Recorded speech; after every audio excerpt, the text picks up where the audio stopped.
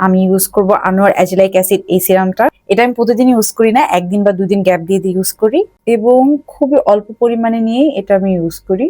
অ্যাজেলাইক acid দারুণ একটা ingredient, তবে এটা স্কিনের সাথে স্যুট করতে বেশ সময় নেয়। তবে এটা প্রপারলি স্যুট হয়ে গেলে স্কিনের জন্য খুবই দারুণ কাজ করে।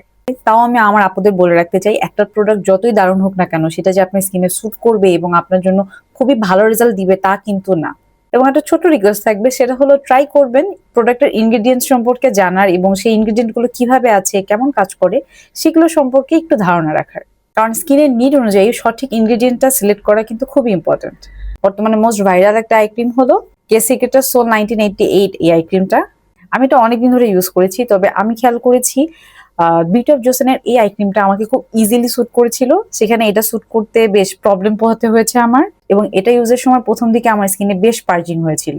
তবে রেটিনল বা রেটিনাল যেটাই হোক না কেন, কখনোই অতিরিক্ত পরিমাণে ইউজ করবেন না। কিছু জিনিস ভিডিওতে অনেক ভালো লাগে, বাস্তবে সেটা না করাটাই ভালো। আমার সাথে যে সবার ওপিনিয়ন মিলবে তা কিন্তু না, আমি আমারটা শেয়ার করছি।